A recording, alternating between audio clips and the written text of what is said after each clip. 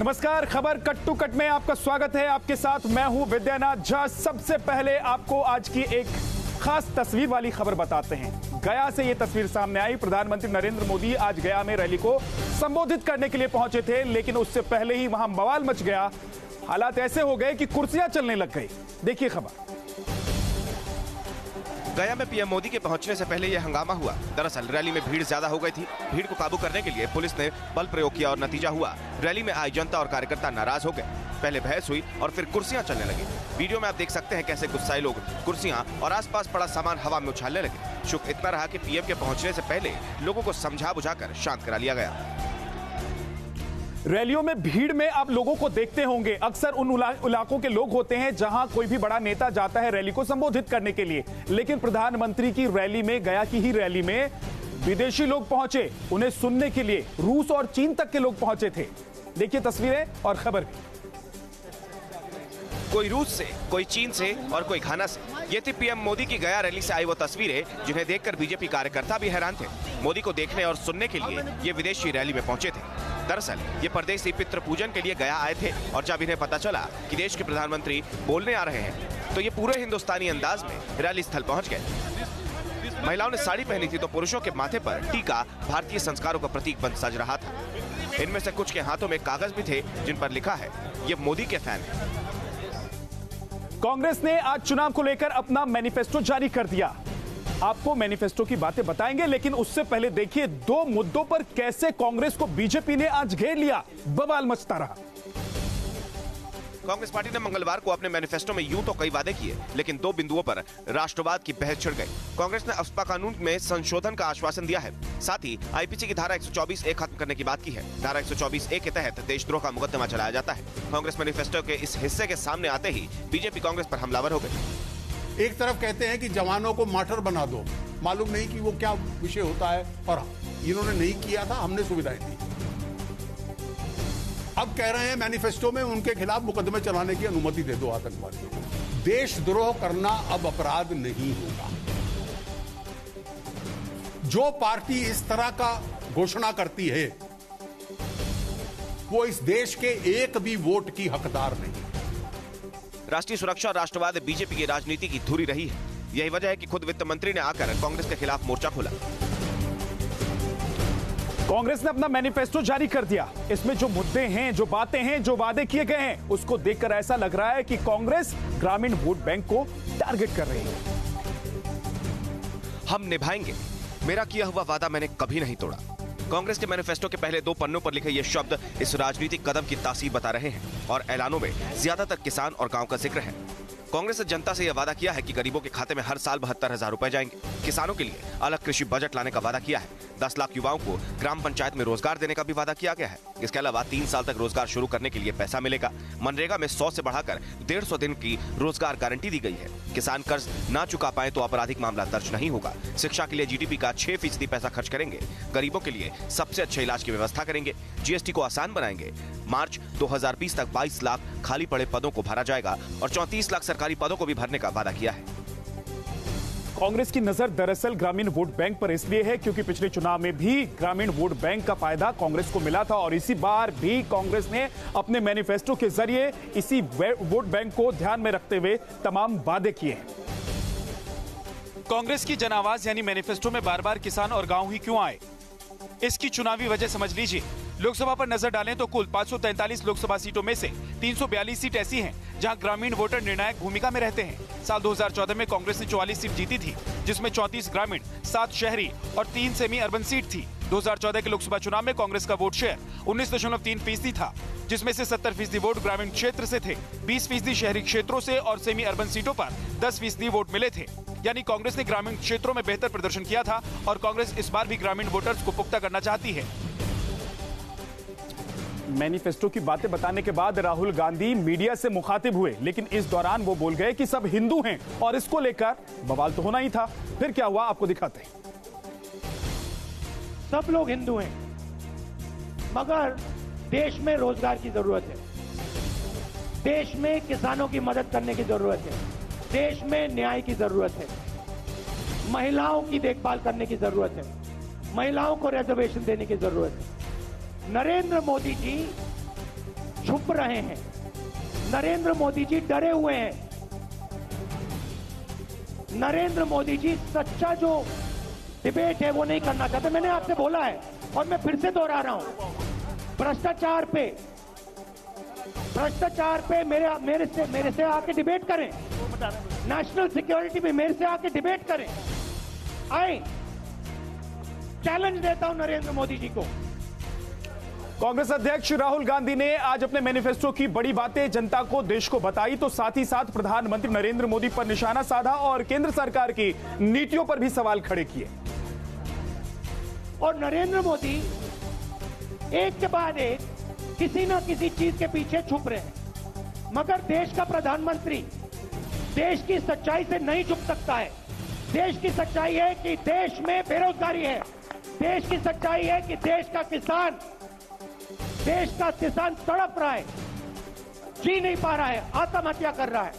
देश की सच्चाई है कि नरेंद्र मोदी ने वायदा किया था अच्छे दिन की, मगर चौकीदार ने चोरी करवाई है। यह सच्चाई है और यह नैरेटिव है देश। और दूसरा काम जो नरेंद्र मोदी जी ने नोटबंदी करके, जीएसटी करके हिंदुस्तान की अर्थव्यवस्था की धज्जियां उड़ा दी हैं, जैम कर दी पूरी अर्थव्यवस्था को, वो अर्थव्यवस्था एक बार फिर जंप स्टार्ट होकर चालू हुई।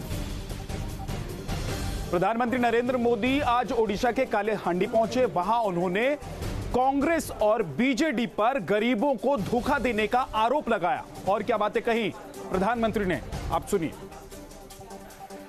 इन जैसे दलों ने गरीब को गरीब रखने की साजिश रची है, एक ऐसी साजिश जिसका पाप ये दल कभी नहीं धो पाएंगे।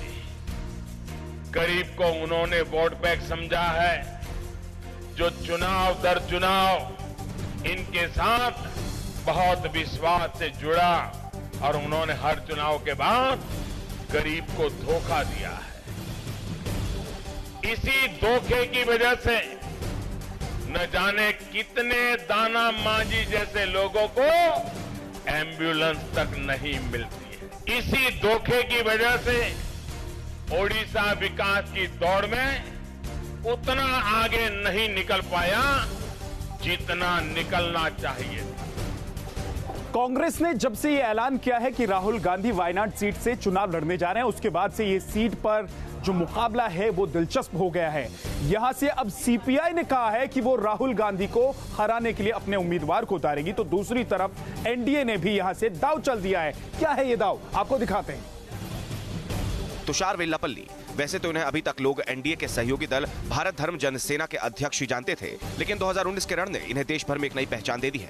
वजह यह है कि एनडीए गठबंधन की तरफ से अब राहुल गांधी को केरल की वायनाड सीट पर टक्कर देने के लिए तुषार उतरे हैं। अब समझिए कि राहुल गांधी के लिए तुषार क्या चुनौती लेकर आ रहे हैं। तुषार वेल्लापल्ली की बीडीजेएस केरल के धार्मिक संस्थान श्री नारायण धर्म परिपालन योगम से जुड़ा राजनीतिक संगठन है। इस संगठन की केरल के इजावा समुदाय में गहरी पैठ है। केरल में इस समुदाय की 20% जनसंख्या है। एनडीए गठबंधन तुषार के जरिए इसी समुदाय के वोट को अपनी तरफ मोड़ने की ताक में है। वहीं कांग्रेस इस सीट को तकरीबन सुरक्षित मानकर चल रही है। देश भर में सियासत गर्म है, तो कश्मीर में भी आपको बता दें कि महबूबा मुफ्ती और उमर अब्दुल्ला ने जो बयान दिया है उससे सियासत गर्मा गई। 35A को लेकर महबूबा मुफ्ती ने बयान दिया, तो उमर अब्दुल्ला प्रधानमंत्री को लेकर क्या बयान दे रहे हैं, जरा सुनिए। एक हफ्ते में दूसरी बार महबूबा मुफ्ती ने देश से रिश्ते तोड़ने की धमकी दी है। 35A के मुद्दे पर महबूबा मुफ्ती ने अपनी सियासत चमकाने के लिए देश की अखंडता और संप्रभुता को भी बयानों का हिस्सा बना लिया है। हमने हिंदुस्तान का झंडा यहाँ थामा है। अगर आपने 370 के साथ हाथ लगाया तो ये झंडा हमारे हाथों में भी नहीं रहेगा। इधर महबूबा थी तो उधर उमर अब्दुल्ला, जिन्होंने एक बार फिर दम भरा कि कश्मीर के लिए अलग प्रधानमंत्री की मांग पर वो डटे हुए हैं। आइन में ये लिखा है कि जम्मू कश्मीर का अपना नक्शा होगा, जम्मू कश्मीर का अपना झंडा होगा, जम्मू कश्मीर का अपना आइन होगा और उस आइन के तहत हमें अपना वजीर आजम और अपना सदर रियासत होगा। कश्मीर की सियासत को देखकर यह कहना गलत नहीं होगा कि हिंदुस्तान को निशाना बनाकर वोट जुटाना इस सियासत का दस्तूर बन गया है। पाकिस्तान को उसकी नापाक हरकतों के लिए करारा जवाब मिला है। भारत की तरफ से जवाबी कार्रवाई में पाकिस्तान की 7 चौकियां तबाह कर दी गई हैं। कुछ इसी तरह पाकिस्तान को उसके नापाक हमलों का जवाब दिया गया। पाकिस्तान ने सरहद पार से गोली बरसाई तो जवाब गोलों से दिया गया। सोमवार को हुए युद्ध विराम उल्लंघन के जवाब में भारतीय जवानों ने पाकिस्तान के 7 चौकियां तबाह कर दी और तकरीबन 10 पाकिस्तानी सैनिक ढेर कर दिए। भले ही बॉर्डर पर पाकिस्तान बौखलाहट में आकर हमारे रिहायशी इलाकों को निशाना बना रहा हो, लेकिन पाकिस्तान की फायरिंग के जवाब में जिस तरह से भारतीय सेना ने पाकिस्तान की चौकियों के साथ उनके सैनिकों को मारकर पाकिस्तान को एक बड़ा सबक सिखाया है। दरअसल पिछले 48 घंटों से पाकिस्तान लगातार फायरिंग कर रहा है और रिहायशी इलाकों को निशाना बना रहा है। इसी वजह से भारतीय जवानों ने पलटवार कर पाकिस्तान को खामोश कर दिया है। अंतर्राष्ट्रीय स्तर पर भारत पाकिस्तान को घेरने की किस तरीके से कोशिश कर रहा है, इसका सबूत खुद पाकिस्तान ने दिया। वहां के विदेश मंत्री ने कहा कि भारत की वजह से FATF में पाकिस्तान को ब्लैक लिस्ट किया जा सकता है। पूरी खबर आपको दिखाते हैं। जनवरी से ही पाकिस्तान ने सरहद पर बमबारी तेज कर दी थी, लेकिन फरवरी आते आते युद्ध विराम उल्लंघन की वारदात बढ़ गई। 4 फरवरी से 10 मार्च के बीच पाकिस्तान ने 478 बार सरहद पर सीज फायर का उल्लंघन किया। जवाबी कार्रवाई में इस साल पाकिस्तान के 35 सैनिक ढेर किए जा चुके हैं।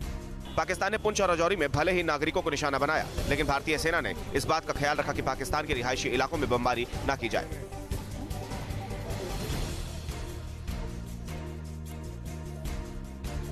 तो आपको बता दें कि किस तरीके से भोपाल की एक खबर की वजह से भी आज दिन भर राजनीति होती रही। भोपाल में RSS के दफ्तर से सुरक्षा हटाने का फरमान जारी किया गया सरकार की तरफ से, लेकिन उस पर बवाल हुआ। बाद में फिर सरकार ने ही इस सुरक्षा को वापस मुस्तैद करने की खबर दी।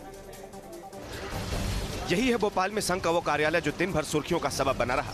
वजह रही कमलनाथ सरकार का संघ कार्यालय से सुरक्षा हटाने का फैसला। सरकार ने सुरक्षा को लेकर अपनी दलील दी तो विपक्ष को साजिश नजर आई कि मध्य प्रदेश के मालवा क्षेत्र में और मध्य भारत क्षेत्र में सिमी की गतिविधियां अभी भी जोरों पर हैं।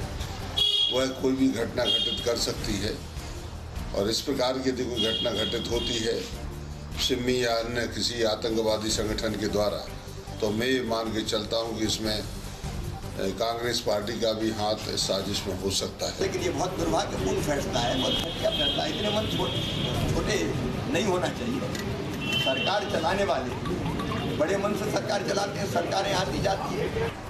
बता दें कि भोपाल में संघ कार्यालय को 2009 से अब तक सुरक्षा मिली हुई थी। संविदा पर हर वक्त स्पेशल आर्म्ड फोर्स के जवान तैनात रहते हैं। चुनाव आयोग की आड़ में सरकार के इस फैसले पर दिग्विजय सिंह ने दोबारा सोचने की नसीहत दी, जिसके बाद सरकार ने संघ कार्यालय की सुरक्षा वापस लौटाने का फैसला लिया। कर्नाटक में बीजेपी के वरिष्ठ नेता ईश्वरप्पा ने जो बयान दिया है उससे आप हैरान रह जाएंगे। बीजेपी के एक मुस्लिम उम्मीदवार को उतारने को लेकर उन्होंने जो बयान दिया उसे आप भी सुनिए। ईश्वरप्पा ने अपने बयान में कहा, ನಾವಂತೂ ಕೊಡಲ್ಲ ಮುಸಲ್ಮಾನರು ನಾವು ಟಿಕೆಟ್ ಕೊಡಲ್ಲ कर्नाटक राज्य ಯಾಕೆ ನಮ್ಮನ್ನು ನೀವು ನಂಬಿಲ್ಲ। ईश्वरप्पा के इस बयान के बाद विपक्ष ने उन पर हमला बोल दिया है। इनका तो दावा है सबका साथ सबका विकास। अगर सबका साथ लेते हैं तो फिर ये क्यों कहते हैं कि हम मुसलमानों को टिकट नहीं देती बीजेपी। तो ये बहुत ही शर्मनाक बात है। अल्पसंख्यक वोट बैंक आमतौर पर बीजेपी के साथ नहीं रहता। शायद इसी वजह से ईश्वरप्पा हद पार कर ऐसा बयान देने की हिम्मत कर पाए, वरना चुनावी मौसम में वोटर से पंगा लेना आसान नहीं। कन्हैया कुमार पर टिप्पणी करना शिवसेना के सांसद संजय राउत को भारी पड़ गया है, क्योंकि चुनाव आयोग की तरफ से उन्हें नोटिस भेज दिया गया है। संजय राउत को मिले नोटिस की वजह कन्हैया कुमार पर उनकी विवादित टिप्पणी। संजय राउत ने सामना में लिखा था, कन्हैया कुमार को चुनाव में हराया जाना चाहिए, चाहे इसके लिए बीजेपी को ईवीएम से छेड़छाड़ ही क्यों न करनी पड़े। चुनाव आयोग न सिर्फ वहाँ बेगूसराय के संबंध में चेक करें, बल्कि पूरे देश में जो सारे चुनाव होने जा रहे हैं 543 क्षेत्रों में, उन सभियों में कहीं छेड़छाड़ करके तो ईवीएम से चुनाव नहीं जीते जाते। ईवीएम से छेड़छाड़ करके चुनाव जीता जा सकता है, इस बात का कन्फेशन संजय राउत ने किया है। इससे पहले राउत कन्हैया कुमार को जहर भरी बोतल भी कह चुके हैं। राउत से मुंबई जिला निर्वाचन कार्यालय ने बुधवार तक जवाब मांगा है।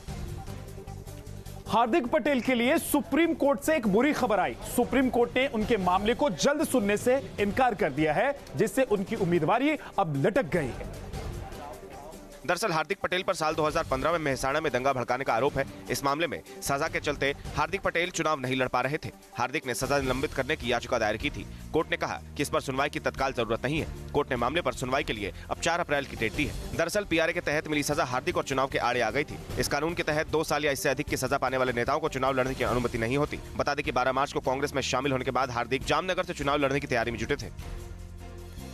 मुंबई में आज सबसे पहला नामांकन बीजेपी के उम्मीदवार गोपाल शेट्टी ने किया और उनके साथ दल बल के साथ पूरे कार्यकर्ता और समर्थक मौजूद थे। हालांकि आज मुंबई में गर्मी ज्यादा थी, इसके बावजूद अपने तमाम समर्थकों और कार्यकर्ताओं के साथ वो पहुंचे थे नामांकन करने के लिए। 40 डिग्री सेल्सियस की इस तपन में कार्यकर्ताओं का जोश और जुनून बरकरार रहे, इसके लिए नॉर्थ मुंबई से बीजेपी उम्मीदवार गोपाल शेट्टी ने आइसक्रीम का सहारा लिया। अपने रोड शो से पहले शेट्टी ने कार्यकर्ताओं को आइसक्रीम खिलाकर कूल रखा।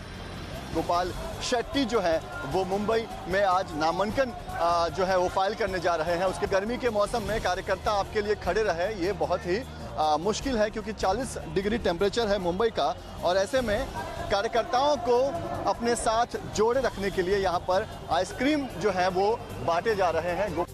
बता दें कि शेट्टी उत्तर मुंबई सीट पर भाजपा उम्मीदवार हैं। ये सीट बीजेपी का गढ़ है। शेट्टी ने 2014 लोकसभा चुनाव में मुंबई कांग्रेस के पूर्व प्रमुख संजय निरुपम को यहां से हराया था। इस बार सीट पर मशहूर अभिनेत्री उर्मिला मातोंडकर कांग्रेस के टिकट से शेट्टी को चुनौती दे रही हैं।